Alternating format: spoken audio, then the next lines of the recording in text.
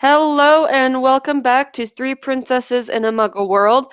My name is Jenny, and I am joined, as always, by my two best friends and co-hosts. Hey everyone, it's Amber. And Kasey, welcome back. We hope everybody had an amazing Mother's Day and also amazing Battle of Hogwarts anniversary, even though the two podcasts before this came out before that day. Well, anyways, when we're recording this, it's just a day after the Battle of Hogwarts anniversary, and so that's why I say what I say. What are timelines anymore? The world is hard, okay? Anyway, yes, it was just the Battle of Hogwarts, and that would have been, I don't think we did the map, is that 24 years? I don't know. So it was 1990. It was 1998. So yeah, 24 years ago. Yeah, alright. 24 years. Yeah, on the train of Hogwarts, we are doing a Hogwarts. Chugga. Sorry. I just realized that was a pun. I didn't mean to do that. But we'll roll with it. We're gonna roll with it. We're doing a Harry Potter centric episode. Well, not necessarily Harry Potter. A different character who It's not our favorite. there's some controversy around him, and yeah, but he is in the forefront, and he is basically has his own series at this point. I don't believe it's Fantastic Beasts anymore. It's literally just the Dumbledore show. We're going to be talking about Dumbledore and various theories surrounding Albus Dumbledore. There's some crazy ones. Albus, Percival, Wulfric, Brian, Dumbledore. For some reason, it has always cracked me up that his very last middle name is Brian because everything else is just so out of the ordinary, and then it's like Brian Dumbledore. And I'm like, what? Yeah, I want to know the meaning behind all of his names. Why does he have so many names? Well, isn't one of them after his father? I don't know. Probably. I think his father's Percival, if I'm not mistaken. That could be a thing. But we have brought back our handy dandy wheel, where we have put 6 different Harry Potter slash Dumbledore theories on the wheel, and Kasey's gonna spin the wheel, and then we're gonna talk about the theory. Yeah, there's some crazy and weird and random theories. We just couldn't decide how we were going through it. So we're going to trust the mighty wheel to guide us. So shall we venture on to our first theory? Yes. Do it! Spin that wheel! Alright, let's see. Alright, cool. So this is one that is very confusing, and I want to hear more. So this is the theory that Professor Albus Dumbledore left the infant Harry Potter at the Dursleys specifically to become an Obscurus, which, if you are familiar with Fantastic Beasts, that's kind of a big part of Fantastic Beasts is being an Obscurus, which is, if you listen to our March Madness, we went in depth on that, but basically it's a big, powerful entity, scary, magical being. So I'm very curious. This is yours, Amber.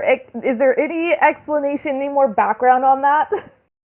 Okay, so this was in the link that I put in the document and that I found that was it was a list of 15 different Dumbledore theories, and there wasn't a whole lot.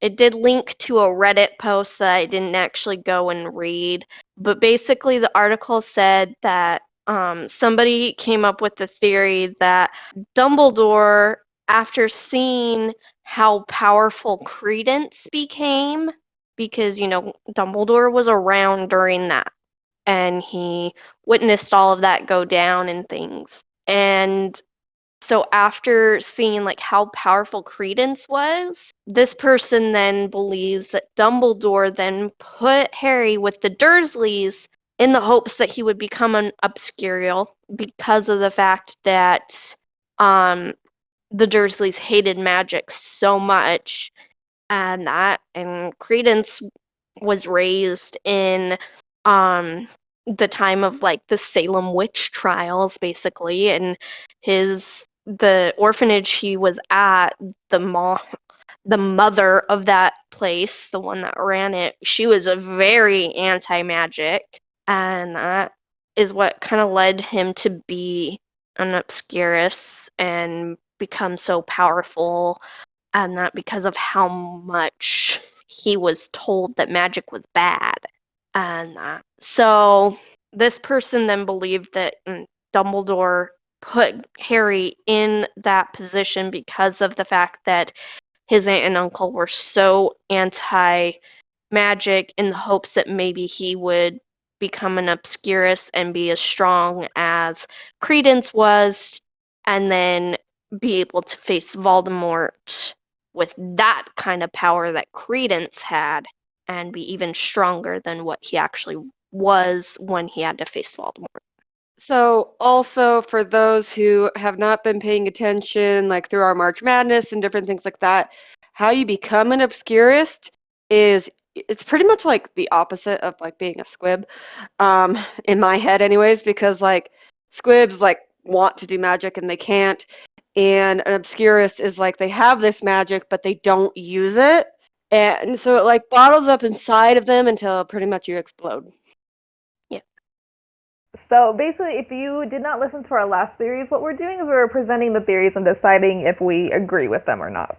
And my gut instinct on this one is to disagree with it because J.K. Rowling herself did not know what an Obscurus was back when she originally wrote this.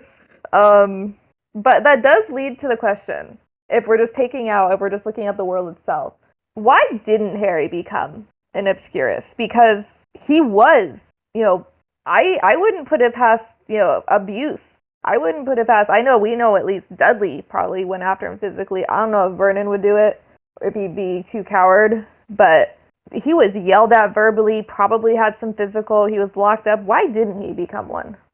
I think it's because like the Dursleys didn't really know that he was using magic. So like when Petunia cut his hair so that like he was pretty much bald except for bangs to cover his scar, and then like the next morning he like his hair was fully grown again. I don't think that Petunia's first thought was like, "Oh, it's magic." I think she's just like, "This boy is really weird." So it wasn't like he got in trouble for it, but it's not like, "Don't use magic." I, I, I disagree. I mean, they knew that he was a wizard. He knew they had powers. Well, so I think the catch is Harry didn't know. It's not that Petunia didn't know, it was Harry didn't know. And that Harry knew nothing about magic. Magic wasn't something that was talked about, versus for Credence, he was surrounded by this magic, supposedly, that these people were preaching about, but told it was bad. And so he knew magic existed. He knew what he could do was magic, but he was told it was bad, so he was trying so hard to suppress it. Versus, yes, Harry was in a situation where they were anti-magic, but he didn't have any clue that magic existed. He had no idea that what he was doing was magic. So I don't think Yeah, and it's not like he was trying to stop himself either. exactly, because he didn't know to stop himself. He didn't know what was happening was magic. It just was happening, and he couldn't explain it. He didn't realize that he was reading the Half-Blood Prince's handwriting every day since he was in first year. So, Yeah. Alright, I guess that makes more sense. So, I'm assuming that the theory is Dumbledore did this to use as a weapon against Voldemort. Is that the reasoning behind it? Yes. Okay. Basically, he hoped that Harry would become a more powerful weapon against Voldemort by becoming an Obscurus. I also disagree with this because if this was true, I feel like Dumbledore wouldn't let Harry get a letter to Hogwarts because literally coming to Hogwarts is teaching him how to use his magic so he's not bottling it up anymore. So the only thing is with most Obscurus though, that Obscurus power ends up coming out before the age of 11. Yeah. And so I still see Dumbledore sending him the letter because he wants him to learn to control that Obscurus power to be able to then become an even stronger weapon, because if he can control it, it's even more deadly. And so plus by that point in time he also knew that Harry wasn't an Obscurus, and so he wanted Harry to have his best chance, and so he's like, yeah, there's your letter, come on, let's get you situated, because it's not happening the other way. Well, plus, there's no way Dumbledore's going to be able to hide not sending him a letter. I mean, everyone knows this child's name. Everyone knows how old he is. Everyone knows when he's supposed to get his letter. There's no way he can not send it. And he doesn't even send the letters. Isn't it McGonagall that's in charge of that? Mm-hmm. That's what I'm saying is like, if Dumbledore wanted to, though, I'm sure he could be like, I mean, if it wasn't Harry Potter, obviously, but it's like, I mean, do we really want to send a letter to that person? Like, I'll take care of it this time, Minerva. You don't worry about it. Yeah, if it was a normal student, but we're talking Harry specifically. He's not getting around hiding that. Everybody's like doing that countdown. Like, everybody. He would have way too many people on him about that situation. However, I still feel like a lot of the students were still shocked. They're like, Harry Potter? Like, yeah, it's been about 10 years. It's time for me to come back. All right, so general thoughts. Again, the biggest part of me is saying no, I don't buy this because again, she didn't know what obscurals were at this point. But also, while I can see Dumbledore, I mean, this is what he did, manipulating things to make Harry basically the weapon that kills Voldemort. I don't think he'd go so far as making him an obscural on purpose, especially since I guess now it's canon that his little sister was. Yeah, I don't agree with it. So I think his little sister always was, and we kind of knew that from the 7th book, but it's canon that it's got a name to it now, because we knew she had those powers. Like, it talked about it in the 7th book when it talks about like her death and different things like that. We knew she had that. J.K. Rowling just now has put a name to it and called it an Obscurus. Well, I haven't gotten to that part in Deathly Hallows yet, so we'll see what it says. Like, I remember definitely she went through a very traumatic experience, which kind of made her unstable, which, of course, if you're emotionally unstable, your powers are going to be more unstable. But I didn't think it was as big as, like Credence level Obscurus, but... Well, yeah, no, it never was. And each child who's an Obscurus is different. And so... And the whole thing, like, I think Ariana's way past the age of 11. I think she's like 14. Yeah. And, it's most common that most of them, explode before 11. And so, but Credence shows that it is possible to live past that. Yeah. But... So are you agreeing with it or not agreeing with it, Amber? So, yes and no. Like, because of the fact that, there wasn't a name for this before Fantastic Beasts came out, and technically, even though Fantastic Beasts is a prequel to Harry Potter, they were written in the other way around.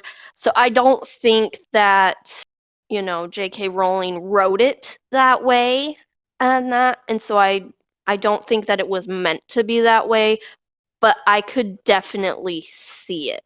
Like, I could see that being Dumbledore's thought process, and be like, yeah, if I send him to the Dursleys, there's a chance he could become an Obscurus, and if I do it the right way and I train and I step in at the right moment, I can train him to become an even more powerful weapon against Voldemort.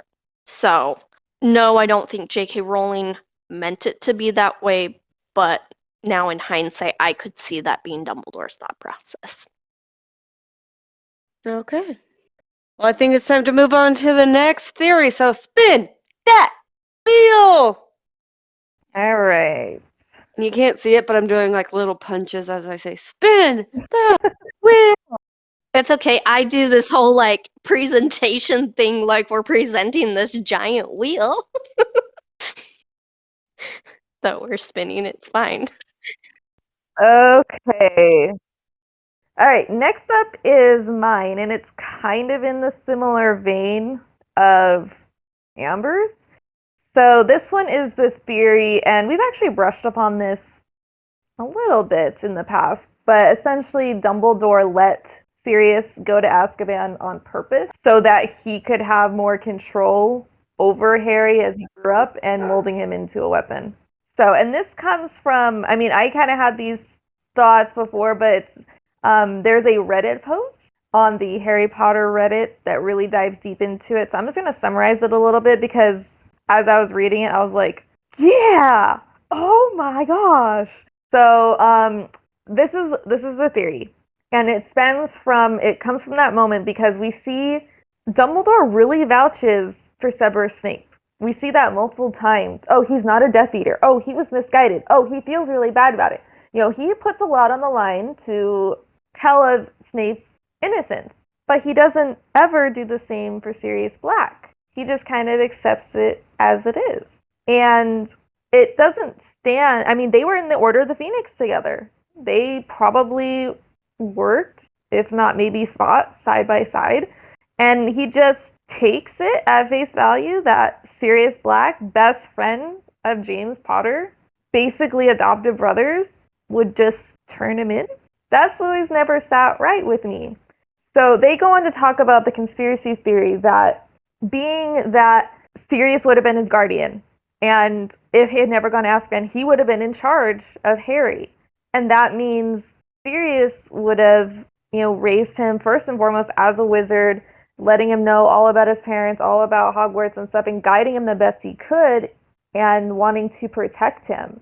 Whereas the Dursleys obviously never would have done that. So once Harry comes to Hogwarts, in the books, he's pretty much like a blank slate. He doesn't know anything, which is a perfect opportunity for Dumbledore to mold him however he wants. Whereas if Sirius had been the one raising him, he would have had a decent understanding and knowledge of magic, of Voldemort himself, of everything. And we know that Dumbledore knew of the prophecy that, neither can live while the other survivor. I can't remember exactly how it goes. Yeah, that's kind of how it goes. But essentially, it is okay. They would basically have to kill each other, and Harry would have to be the one to stop him. I don't know. I don't think it tells us exactly when Dumbledore realizes Harry's gonna have to die for that to happen. But yeah, basically, it's a lamb to slaughter, and Sirius would never, in 100 million years, ever allow that to happen. He would never let Dumbledore do that to James' son. So yeah, that's the theory, that he purposely let Sirius go to Azkaban without stepping in. And there's many ways that he could have stepped in, with Veritaserum, with the spell to see what the wand's last spell was. He has his pensive where you can pull memories out. But he didn't do any of that. He didn't stand up. He didn't even ask. He didn't even talk to Sirius. He just let him go to Azkaban. And honestly, I mean, I still think it's a crime that he didn't even get a trial. Yeah. yeah, no trial. And that wasn't solely on Dumbledore. It wasn't Dumbledore saying no trial. That had a big hand in the Ministry, but he didn't fight them on that. And another part is Dumbledore can use legitimacy. So he could have read Sirius's mind. And again, he didn't. He didn't do any of that. He just said, all right, yeah, you probably did it. Peace out, man. So I've never really thought about it like that before. It does make a lot of sense. I do also, sadly, want to throw in the point though that Sirius's other best friend just believed it 100% too, though. Like, didn't have a problem with Sirius not getting a trial or anything like that. And yes, I'm talking about Remus. And that's why I said sadly, because Remus should have done more. And so, I mean, like if you look at Remus and then like you look at Dumbledore, you could kind of like see the point that like they just both had the same thought process of like, Yes, I can understand where you're coming from, but let's break it down a little more. Ramus was 2021, around that age. He was a child who his best friend James just died, his friend Lily just died, Peter was seemingly dead. He had no one. He is a werewolf. He is an outcast, even in the wizarding world. And in a split moment, everyone he grew up with, everyone that was there for him is now gone. I can understand a kid crushing under that weight. Dumbledore was not best friends with Sirius, with James, with Remus, and he was an adult. He was their mentor. He knew them from 11 years old up. He was not emotionally involved. So yes, I can see that comparison you're making, but when you look at Remus and Dumbledore together and break them down, it doesn't track for me. It doesn't equal for me. Well, and another thing for me with like the biggest difference is the fact that yes, we don't see like Remus like trying to fight for a trial for Sirius, but you've also got to consider the fact because of the fact that he's a werewolf and an outcast in the wizarding world, even if he did that, it's not going to have any sway. Nobody's going to care what he has to say. And versus Dumbledore, he sat on the Wizard Gamut. He was part of how many different trials of Death Eaters? He had a say. People listened to him. If he had questioned Sirius's role and been like, hey, we should give him a trial or we should try this other stuff, the ministry was more likely to listen to him and be like, yeah, you're probably right. We should do that. And he didn't do that. He just let it happen. And versus, I think Remus knew there was no point in fighting the whole no trial thing. And then after so many years of constantly hearing that his so-called best friend did all these things, and that eventually you're gonna believe it. Even though you might don't want to, you're eventually gonna believe it. And at the same time, yes, Peter was kind of like in a sense, third wheel. I know there's 4 of them, so it doesn't make sense to call him a third wheel, but he was. Like, he was just kind of there, but he still was one of their best friends. He's the 4th wheel on a tricycle. Yeah. And so, but he was still one of their best friends, and so it still was a pretty deep betrayal coming from him. And so, ultimately, at the end of the day, no matter what way you look at it, one of their best friends betrayed them. And so is it really that far-fetched to believe that one of their other friends did the betrayal? true. And so, we often look at Remus and we're like, well, he believed his best friend did it. Well, guess what? One of his best friends did. It just wasn't the best friend he thought. And so, So kind of random, but also on the same vein. Have you guys, either one of you, seen the thing that like Snape was pretty much Voldemort's right-hand man? Like Voldemort trusted Snape. And so like just I've seen this on TikTok recently and it really bothers me. But it's like Snape was there and he saw that it was Peter. He saw that it was not Sirius. But because he hated Sirius so much, he was just like, yep, Sirius is a bad guy. Wait, what do you mean stop, Peter? well, Peter probably showed up at Death Eater meetings. Yeah, like the one in not the 7th book, the 6th book, 7th book? The 6th. Oh, so you're meaning like later on. Well, not even later on, just Well, that's why I'm asking, what book? Like when he first got converted over to the dark side. You know what I mean? yeah. When he first joined the dark side, he showed up at Death Eater meetings. Snape would have seen him at those meetings. Well, Not necessarily. I mean, okay, even if like he didn't see Peter, he also didn't see Sirius. So it's just like suddenly like they're saying, "Oh yeah, Sirius is like Voldemort's right-hand man." I could just see Snape being like, "But I thought I was Voldemort's right-hand man." What? Well, and they do make it a point, I think, in Goblet of Fire that no one really knew who was the Death Eater. So, I mean, even though Snape might have been his right hand man, that doesn't necessarily mean he knew every other Death Eater. That was kind of secret. And we know Voldemort's not trusting. He wouldn't tell. Yes and no. Like, I feel like a lot of the Death Eaters probably knew each other and knew who was Death Eaters. And so I feel like especially Some of them. someone who played such a key role in the betrayal of Lily and Snape knew about that. I feel like he would have known it was Peter. I like there's no proof either way, and so that's another theory that we can debate at a later date, but I do think he ultimately knew. Yeah, and on the same vein of that, some people have thought that that's actually what drove Regulus to like betraying Voldemort, is he saw Peter was straight up betraying his brother and was like, "Okay, I'm not okay with this anymore." Well, no, it's the reason he betrayed Voldemort is because of how he treated Creature. That was the boundary for him. Yeah. However, going back to Casey's theory, like I said, I've never actually like thought of it that way, but it does make a lot of sense. So I'm kind of for it.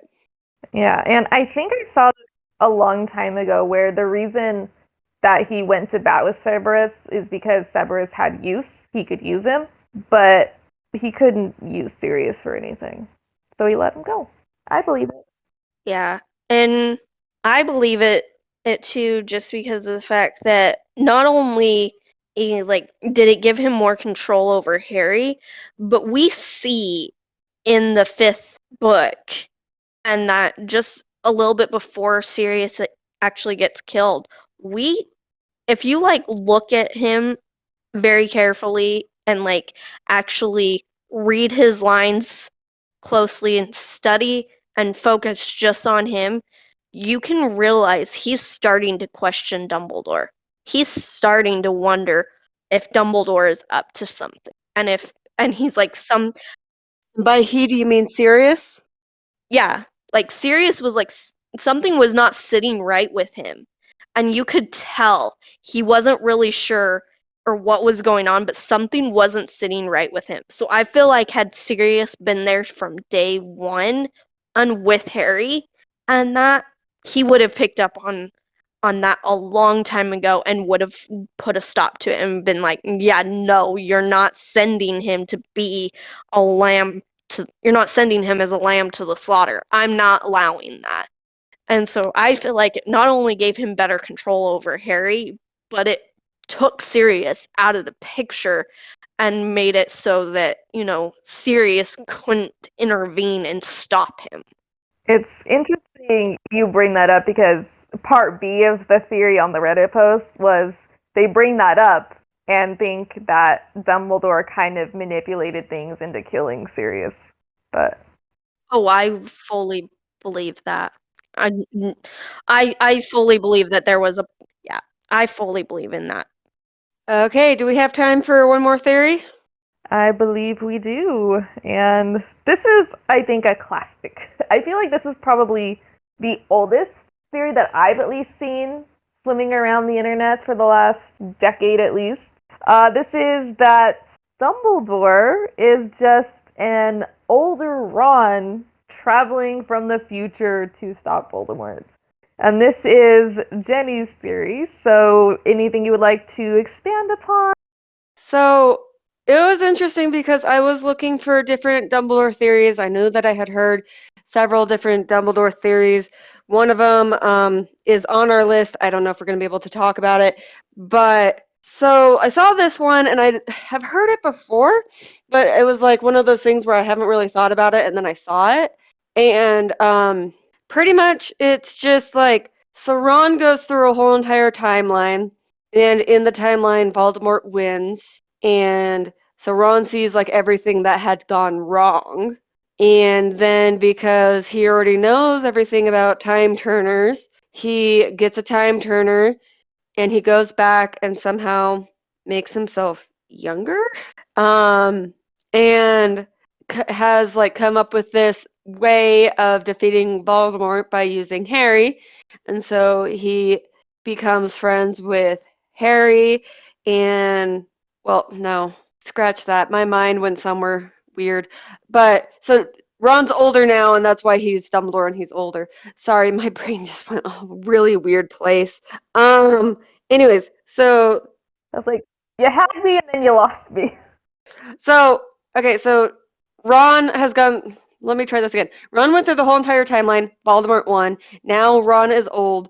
He gets a time turner. He goes back in time as Dumbledore, and tries to help Harry out. So there is still redheaded Ron, young version who grows up with Harry, but then there's also Dumbledore who has a great beard and everything.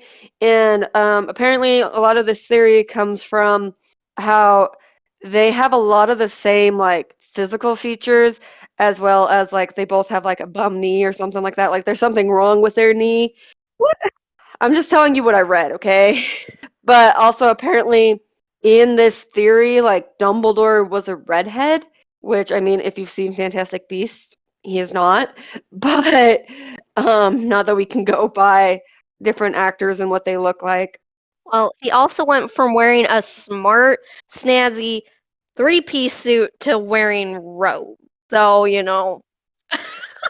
Okay, guys, I keep telling you this. You guys don't get what teaching does to you. There comes a point where you just lose you don't care anymore. Okay, too much effort to look nice. So yes, comfy pajama robes for the win. He's like, these still count as work clothes. We're good. Anyways, so that is the theory. Quite honestly, both of my theories that I wrote down, I just wrote them down because I thought they sounded interesting, not because I believed them, which I'm starting to feel like you guys kind of believe the theories that you came up with, um, which is fine. I just don't really believe the theories that I wrote down. So I don't really believe that Ron is Dumbledore or that Dumbledore is Ron, but I think it is definitely something interesting to think about. So real quick for clarification, it's Ron has grown up, come back and changed his name to Dumbledore, or there is an Albus Dumbledore, but he's taking his place. He's like Barty Crouch Jr. him. No, he's come back and changed his name. Okay. So, first of all, my biggest issue with that one is it doesn't work because of, like, we see with time turners, they don't necessarily change the past, it just seems like it changed. Because we think that Buckbeak is killed, but Buckbeak was never actually killed. And so, like, for me, I'm just like, I don't see how that would work. Like, I feel like messing with that timeline that much would somehow, like, mess up Ron's future and that. So that alone to me makes me go, no. And that. But the other thing is you guys are both saying, like, this is a classic. This is my first time ever hearing this one. Really? I'd never heard this one before. Nope, never heard this one. I've seen it floating around for quite a while. Yeah, never heard this one before, but I absolutely do not agree with it. It does not work out because, the minute that history would have changed, it would have affected Dumbledore to the sense of possibly making it so he wasn't even in existence. And so suddenly, like, Dumbledore just disappears. And I'm like, no, that doesn't work. And the fact that he died in the past also messes stuff up. Yeah. I mean, don't get me started on time change and time. Whenever I start thinking way too much about like changing time or going back in time travel. That's the word I was looking for. It just like hurts my head because I'm just like, but technically. Anyways, so My thoughts, like I said, I've seen this theory along the internet quite a while, and I've never liked it. I just like, no, that's ridiculous. Now I'm kind of understanding why I don't like it. So I've mentioned I'm currently rereading Deathly Hollows right now, and I'm at the point, well, I'm just past the point that Ron has left the group temporarily because he is so frustrated. He is so mad. He went off on his little diva thing of, I thought you would know something. I thought Dumbledore would tell you something. You know, that whole spiel. I just can't buy, after seeing that anger, that outburst in him leaving, he would grow up, come back, and then leave him in that position and not tell him anything. You know? Yeah. I feel like if he did that, he's going up, he's grabbing Harry, and he's like, you listen to me at 11 years old on the train. You are going to do this and this and this. Remember this. Yeah. You know, he's going to be very detailed because he's going to remember that feeling of absolute hunger in the forest, which that's really what his whole gripe is. He's hangry. Mans needs a Snickers, and he's not going to forget that. I do think I think some of the people's point though is that like Dumbledore seems to know a lot about the trio that like nobody's really ever told him about. Like you're talking about when Ron leaves and later on when he uses the Deluminator to get back to them, Ron says so himself. He's like, it's almost like Dumbledore knew that I was going to leave, and Harry's like, no, he just knew that you were going to come back. And so it's like I feel like that's also why people are like, oh, you know, Dumbledore is from the future and he knows all this that happened. Well, I think that the other thing you've got to realize is, especially because, there's the theory that we didn't get to, and it's not even on our list, surprisingly. The joke that Dumbledore sits in his office all day shipping students. Yes. And so along that same lines of he's shipping the students, it means he's basically spying on them. And that part's just weird and creepy. But ultimately, because he does that, he knows Ron's personality. I mean, teachers do it though, right? Right, Casey? Teachers ship their students. Yeah. No. I I don't have the energy. But I do want to point out that there's house elves all over Hogwarts, and they don't notice them until they actually see them. So it's very possible that he uses house elves to spy and report back to him. Yeah. And so, like I said, he knows Ron's personality, and he also knew he was leaving them with very little information. And so he knew, based off of Ron's personality from spying on them, that, that would possibly be something that could happen. And, like, he probably didn't know all the exact details, but he knew that, Ron might need a little guidance in getting back because he might need a break from them. Yeah. He could, like, I feel like it's fairly obvious and written out that Ron would do something like that. Like, we see him check out several other times in the series, like times where he's like, I'm done with you. And so, Harry says it himself. Ron's had a pretty pampered life. He's never had to go without anything. I mean, it may not have been the nicest of stuff, but he's never had to go to bed hungry. He's never had to be yelled at and, abused in different ways. He's kind of had a good life, so he's not used to roughing it. yeah. Although I have seen some people that say that like Molly was slightly mentally abusive without meaning to be. No. So along those lines I feel like she is your typical mother for that day and age. And not to say anything bad against moms from that era, but a lot of them, without really fully realizing it, We're definitely would nowadays probably be considered abusive, yes. Was she meaning to be? Absolutely not. Was she like the worst mom out there? Absolutely not. Did she say some things and drive her children to be successful? Absolutely.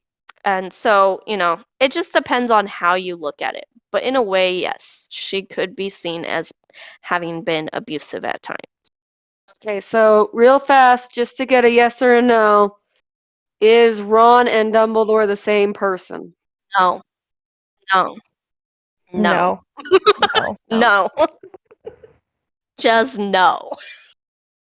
Flat out no. Okay, and I think that wraps up our time for tonight. Yes. Yeah. So tune in for a part 2 because there will definitely be a part 2 because we each have 2 theories on our list. Plus, if we really wanted to, there could probably be a 3 and a 4 because there's still tons of theories out there that we didn't even touch. There's so many theories, guys. Yeah. So drop your opinions on the theories we did talk about. Do you agree, disagree? And let us know some of your own theories that you might have about Dumbledore, especially since, new Fantastic Beasts just came out. I'm sure you can go crazy. I haven't seen it yet, but I'm sure you can go crazy and theorize even more stuff. So let us know what's your crazy or random or whatever it may be, whatever adjective theory on Albus Dumbledore. Share it with us. Maybe it'll pop up in part 2. Yes, please let us know. And as always, have a magical week. Until next time, bye. Bye. Bye.